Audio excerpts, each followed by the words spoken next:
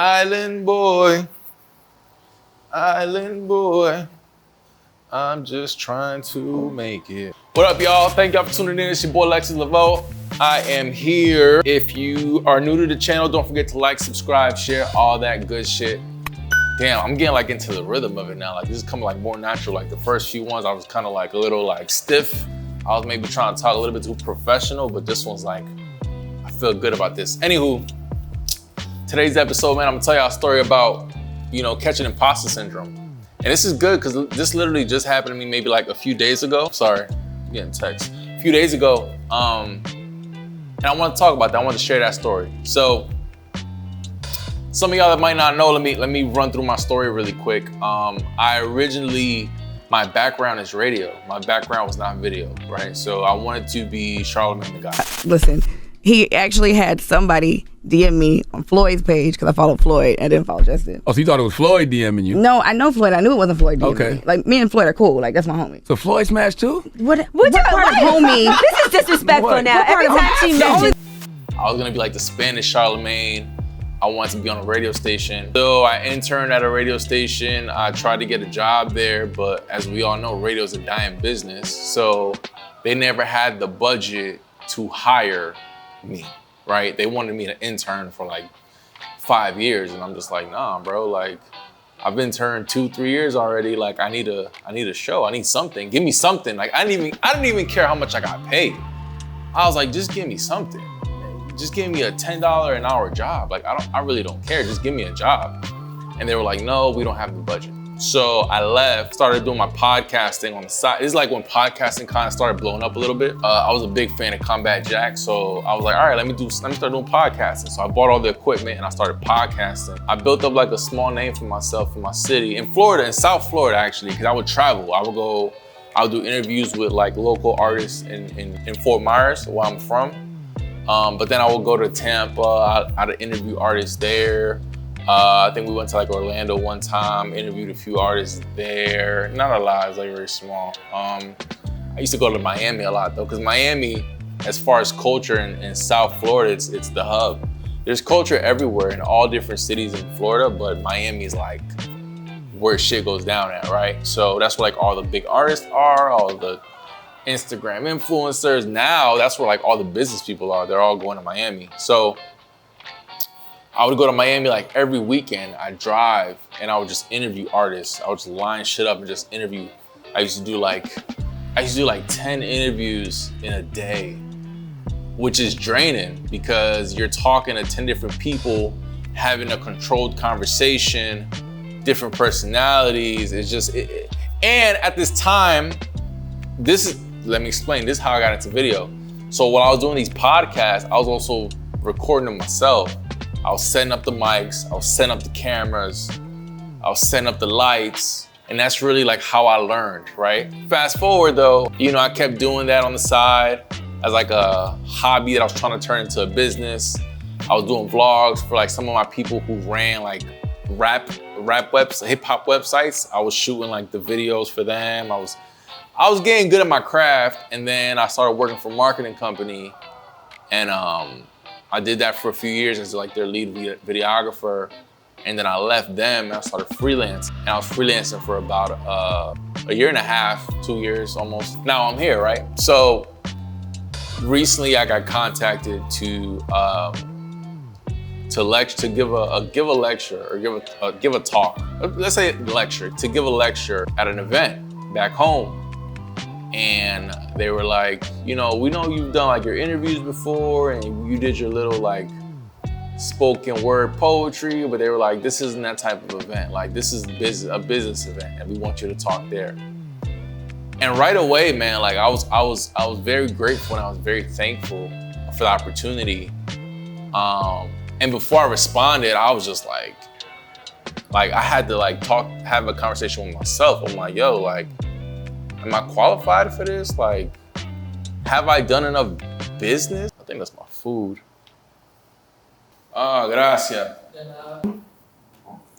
Sorry, yeah, my food was here. But anywho, yeah, man, so I got contacted by them, and immediately I caught imposter syndrome, and I was just like, I was like, damn, like, have I done enough business?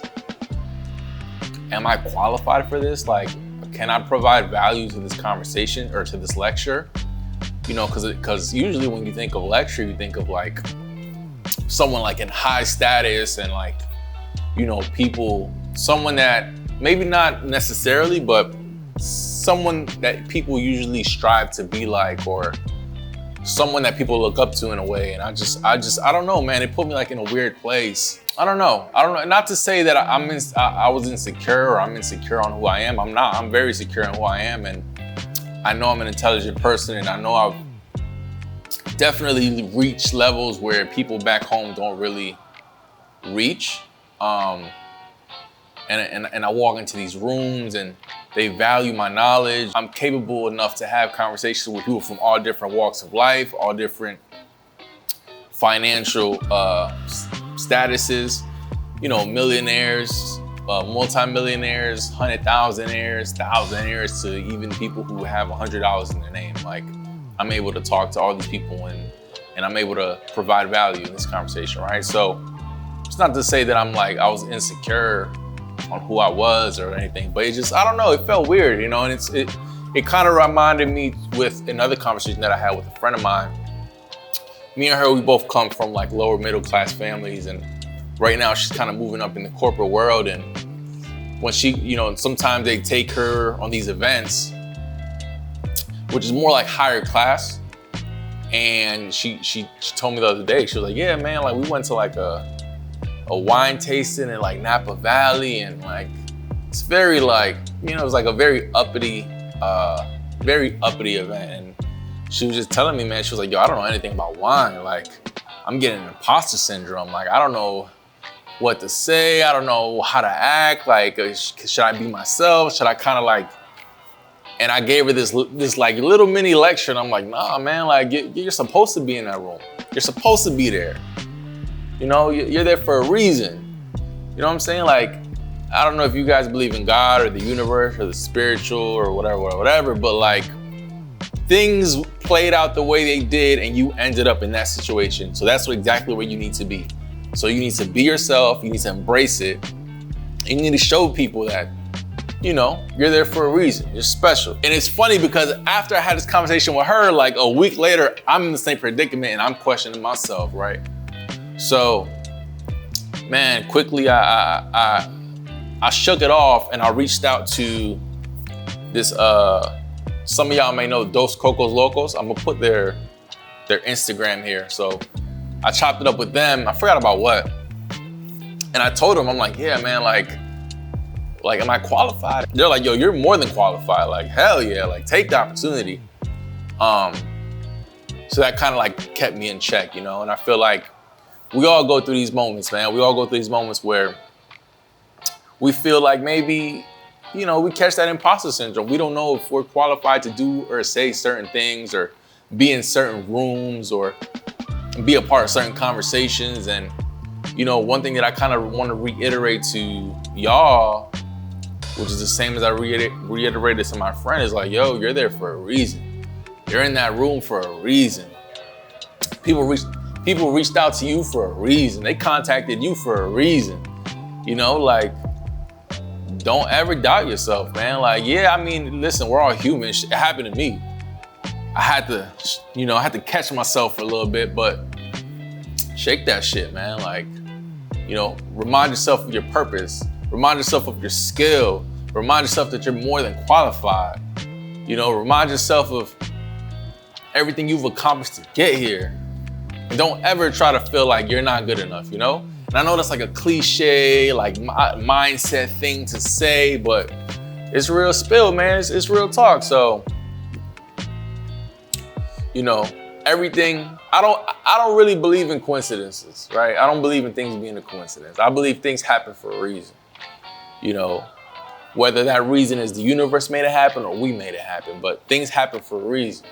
So the fact that you're granted certain opportunities, the fact that you're granted certain positions, the fact that you're granted to be in certain rooms, to be in certain conversations, they happen for a reason, man. So claim it, live it, own it. This is Alexis Lavoe. Thank y'all for tuning in.